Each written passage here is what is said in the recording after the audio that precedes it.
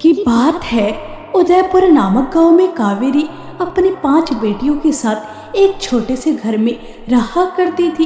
कावेरी का पति शराबी था और उसे कोई मतलब नहीं था अपने घर से, अपनी बेटियों से और अपनी पत्नी से।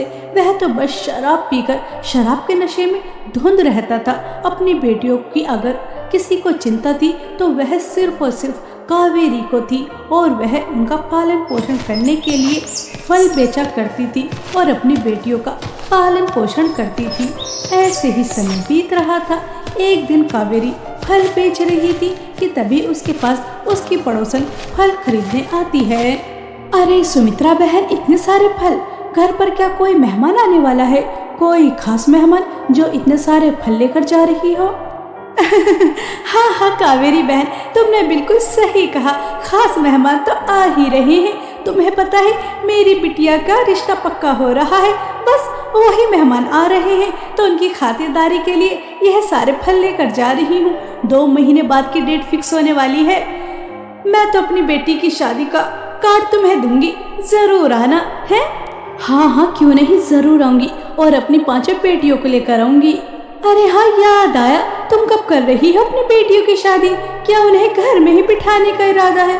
लेकिन वैसे तुम अपनी बेटियों की शादी कैसे करोगी? पति तो शराबी है, वह तो शराब के नशे में धुंध रहता है और तुम फल बेचकर 2 समय का खाना कितनी मुश्किल से जुटा पाती होंगी, यह तो तुम्हें ही पता है। 5 बेटियां, कभी तो मुझे तुम्हारे बारे में सोचकर बहुत ही ज्यादा अफसोस होता है। कैसे हाथ पीले करोगी अपनी बेटियों के? सुमित्रा बहन, अब मेरी 5 बेटियां अपनी किस्मत में जो लिखवा कर लेकर आई होंगी वह तो उनके साथ होकर ही रहेगा। अगर उनकी किस्मत में शादी नहीं लिखी होगी तो नहीं होगी, और अगर उनके भाग्य में शादी लिखी होगी तो हो जाएगी। अब कोई क्या ही कर सकता है। मैं तो पूरी कोशिश कर रही हूँ और कुछ पैसे भी जोड़ के रखे हैं।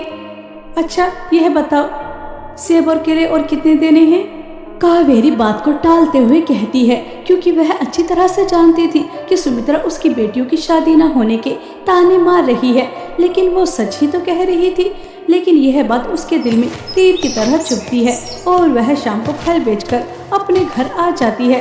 बड़ी बेटी निहारिका ने खाना बना रखा था और सब बैठकर खाना खा ही रहे होते हैं कि तभी कावेरी का शराबी पति घर पर आकर तोड़ फोड़ करनी शुरू कर देता है।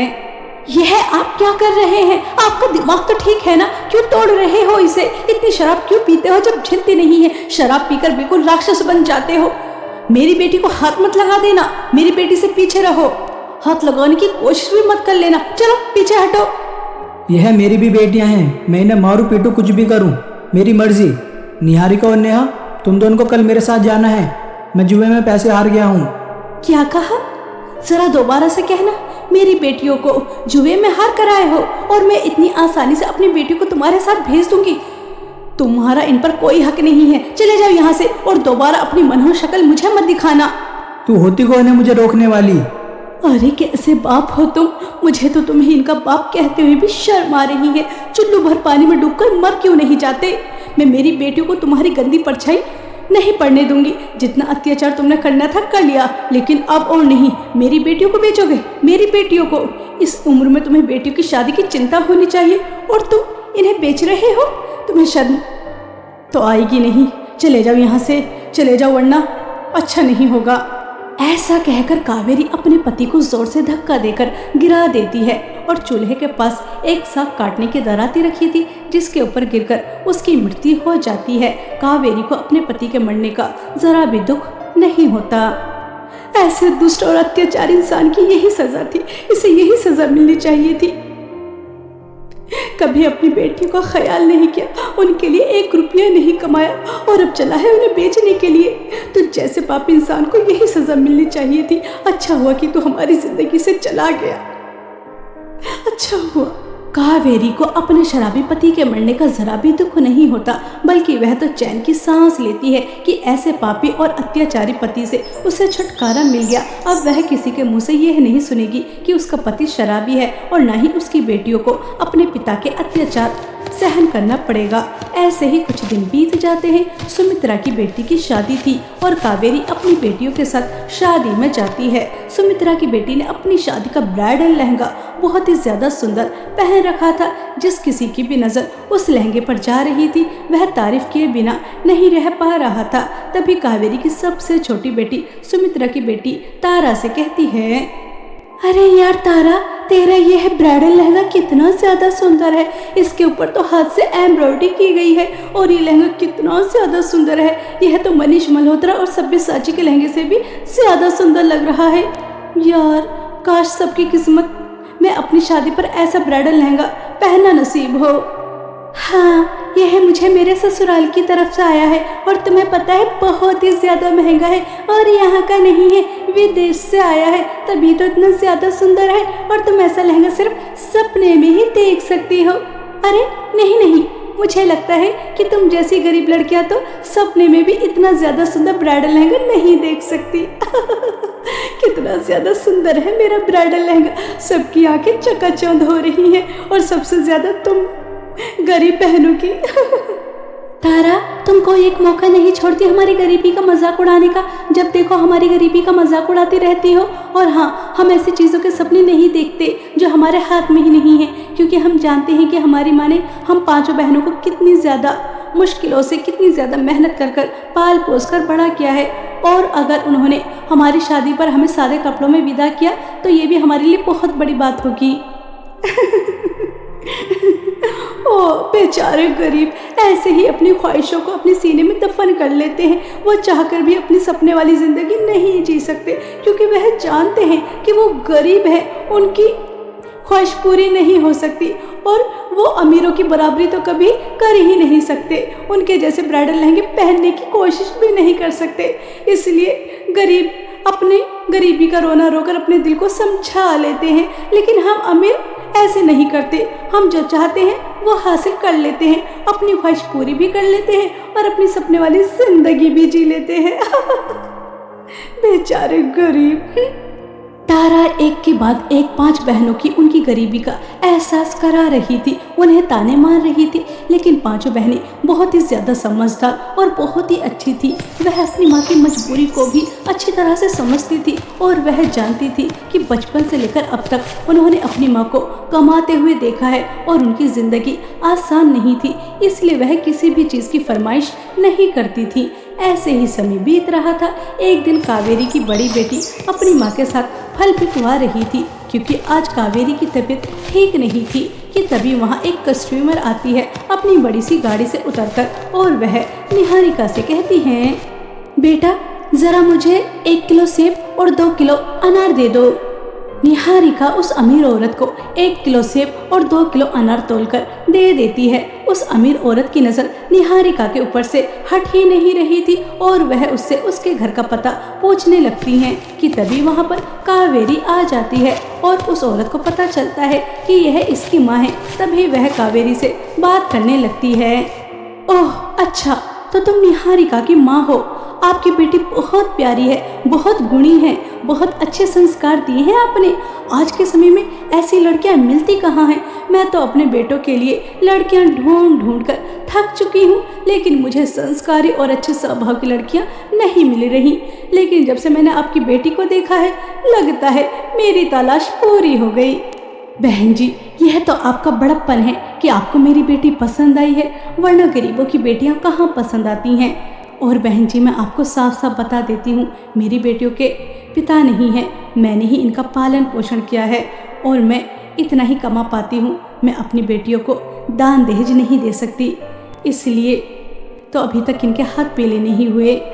अरे ये है, आप कैसी बातें कर रही हैं। मैं तो दहेज लेने के खिलाफ हूँ। मुझे तो वह लोग बिल्कुल अच्छे नहीं लगते जो अपनी बेटियों को दहेज देकर विदा करते हैं। अरे अपनी बेटी दे रहे हो, यह क्या कम बड़ी बात है। बस आप 2 जोड़ी कपड़ों में अपनी बेटी को विदा कर देना, हमें और कुछ नहीं चाहिए। लेकिन एक समस्या और है, मेरे 5 बेटे हैं और मैं 5 बेटियों की शादी एक ही घर में करना चाहती थी, लेकिन चलो कोई नहीं, 4 बहू और कहीं से लेकर आ जाऊंगी। लगता है ऊपर वाले ने आपको सही जगह भेजा है। मेरी सिर्फ एक ही बेटी नहीं है, 4 बेटियां और हैं। मैं 5 बेटियों की माँ हूँ और ये 5 बहनें हैं और 5 बहनें बहुत ही ज़्यादा अच्छी हैं, एक दूसरे से बहुत प्यार करती हैं, बहुत अच्छी हैं मेरी 5 बेटियाँ। कावेरी अपनी बेटियों के गुणगान गा रही थी और वह अमीर औरत जिसका नाम जानकी था वह बहुत खुश होती है कि इतनी आसानी से उसे अपने बेटों के लिए इतने अच्छे रिश्ते मिल गए और अगले दिन आकर जानकी शादी की डेट फिक्स कर देती है। कावेरी ने अपनी बेटियों की शादी के लिए जो पैसे जमा करके रखे थे उससे कुछ तो सामान आ जाता है, लेकिन ब्राइडल लहंगे नहीं आ पाते। कावेरी बहुत ही ज्यादा परेशान हो जाती है और वह रात के अंधेरे में अपनी बेटियों से छुपकर अपने आंसू छुपाते हुए आंगन में बैठकर बहुत रोती है। एक हफ्ते बाद मेरी बेटियों की शादी है और मैं कैसी माँ हूँ कि अपनी बेटियों के लिए ब्राइडल लहंगा भी नहीं खरीद सकती। क्या करूँ, कुछ भी समझ में नहीं आ रहा। बचपन से लेकर आज तक मेरी बेटियों ने कभी एक छोटी सी भी चीज़ की फरमाइश नहीं की, ख्वाहिश नहीं की, लेकिन शादी तो एक ऐसा दिन होता है जिस दिन लड़की अपनी पसंद का ब्राइडल लहंगा पहनना चाहती है और मैं अपनी बेटियों को उनकी पसंद का तो क्या मामूली सा ब्राइडल लहंगा भी खरीद कर नहीं दे सकती क्योंकि मेरे पास पैसे नहीं है। यह गरीबी भी हमें किन किन परिस्थितियों से गुजारती है, कुछ समझ में नहीं आता, कुछ भी समझ में नहीं आता। मेरी मासूम बच्चियां। कावेरी इस तरह से बहुत ही ज्यादा फूट फूट कर रो रही थी। सुबह उसकी आंखें लाल होती हैं। कावेरी की बेटियां समझ जाती हैं कि रात को उसकी माँ जरूर उनसे छुपकर रोई थी। तभी निहारिका अपनी माँ की आंखों को देखकर कहती है, माँ मुझे लगता है कि आप पूरी रात रोती रही हैं। देखिए आपने रो रो कर अपनी आंखों का क्या हाल कर लिया है। अगर आप इस तरह से रोंगी तो हम आपको छोड़कर कहीं नहीं जाएंगे, हम शादी नहीं करेंगे। हाँ माँ, दीदी ने बिल्कुल ठीक कहा है, हम शादी नहीं करेंगे। हम आपको इतना दुखी इतना परेशान कर कर खुश कैसे रह सकते हैं। अगर आप हमें खुशी खुशी विदा करेंगे तभी हम शादी करेंगे, वरना नहीं करेंगे। मेरी प्यारी बच्चियों, इससे ज़्यादा खुशी का दिन तो मेरे लिए कोई और हो ही नहीं सकता। जब एक माँ की 5-5 बेटियों की शादी एक साथ हो रही हो और उन्हें इतना अच्छा ससुराल मिल रहा हो तो मुझसे ज़्यादा खुश भला कौन हो सकता है। बस थोड़ा दुख है, यह घर पूरा खाली हो जाएगा। किस तरह से तुम हंसती थी, रोती थी, लड़ती थी, झगड़ती थी, घर हरा भरा रहता था, लेकिन अब खाली हो जाएगा। बस यह सोच सोच कर आंखें भर आती हैं। और हाँ माँ, आपको हमारी शादी के लहंगे की चिंता करने की बिल्कुल भी ज़रूरत नहीं है। आपको पता है मैंने सिलाई सीखी थी तो मैंने आपकी पुरानी साड़ियों की मदद से अपनी चारों बहनों के लिए और अपने लिए ब्राइडल लहंगे बनाए हैं। यह देखिए कैसे लग रहे हैं। ये लहंगे तुमने साड़ी के बनाए हैं? सच में ये तो बहुत सुंदर हैं। मेरी समझदार 5 बेटियां, मेरी बेटियां कितनी समझदार हैं। उन्होंने मेरी कितनी बड़ी परेशानी को चुटकियों में हल कर दिया। बेटी ये बहुत सुंदर हैं, इन्हें पहनकर तुम बहुत सुंदर लगोगी। कावेरी के चेहरे पर थोड़ी देर पहले जो परेशानी थी अब वह मुस्कुराहट में बदल जाती है। शादी होने में सिर्फ एक ही दिन बाकी था और कावेरी के ऊपर एक मुसीबत और आ गिरती है। अचानक पता नहीं कैसे घर में आग लग जाती है। कावेरी और 5 बहनें किसी तरह अपनी जान बचाकर घर से बाहर निकलकर आ जाती हैं, लेकिन घर और घर में जो भी सामान था और 5 बहनों के ब्राइडल लहंगे सब जलकर राख हो जाते हैं। अब तो मानो जैसे पूरे परिवार के ऊपर बिजली आ गिरी हो। सबका रो रो कर बुरा हाल था और आस पड़ोस की औरतें बातें बना रही थीं। अरे रे, ये तो बहुत ही ज्यादा अपशगुन हो गया। शादी से एक दिन पहले घर में आग लगना और दुल्हनों के ब्राइडल लहंगे भी जल जाना, ये तो कोई अच्छा संकेत नहीं लगता। कावेरी बहन, अपनी बेटियों की शादी कैंसिल कर दो, क्योंकि लगता है तुम्हारी बेटियों की किस्मत में शादी लिखी ही नहीं है। हाँ, इस तरह से औरतें बातें कर रही थी। कावेरी और उसकी 5 बेटियों का रो रो कर बुरा हाल था। यह नज़ारा आसमान में उड़ती हुई एक परी देख रही थी और उसे कावेरी और उसकी बेटियों के ऊपर बहुत ही ज़्यादा दया आती है और वह उनकी मदद करने का फैसला करती है। जब सब औरतें अपने घर चली जाती हैं तो वह परी कावेरी और उसकी बेटियों के पास आती हैं और उनसे कहती हैं, अरे अरे, इतना नहीं रोना चाहिए। कल तुम्हारी बारात आने वाली है और तुम इस तरह से रो रो कर अपना बुरा हाल कर रही हो। नहीं, रो मत, मैं आ गई हूँ ना, अब तुम्हारी सारी परेशानियाँ दूर हो जाएंगी। मुझे मेरी शक्तियों से पता चला है कि तुम बहुत अच्छी हो। कभी तुमने किसी को दुख नहीं पहुँचाया, किसी का दिल नहीं दुखाया, किसी किसी को परेशान नहीं किया, हमेशा मदद करने के लिए आगे खड़ी रहती हो, तो फिर ऐसे अच्छे इंसानों के साथ कुछ गलत कैसे हो सकता है।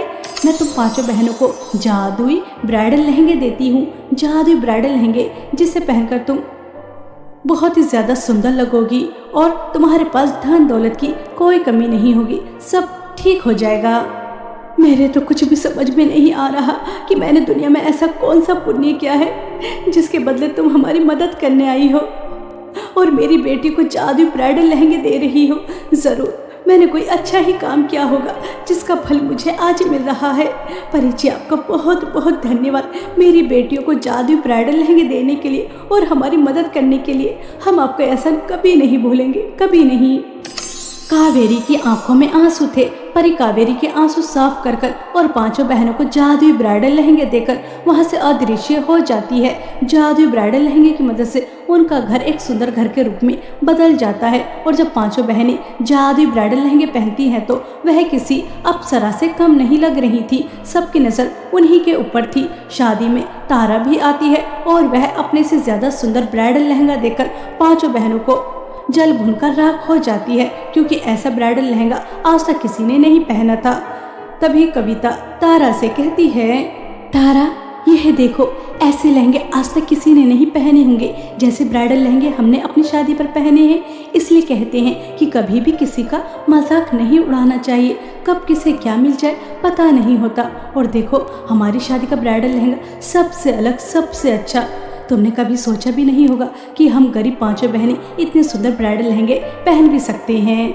तारा कुछ भी नहीं कह पाती और वह वहां से चली जाती है और बहुत धूमधाम से पांचों बहनों की शादी हो जाती है और वह अपने ससुराल में हंसी खुशी अपनी जिंदगी व्यतीत करती हैं। और जादुई ब्राइडल लहंगे की मदद से कावेरी के पास बहुत सारी धन दौलत थी, जिसकी मदद से वह एक हंसी खुशी जिंदगी व्यतीत कर रही थी और अपने साथ साथ गरीबों की भी बहुत मदद कर रही थी।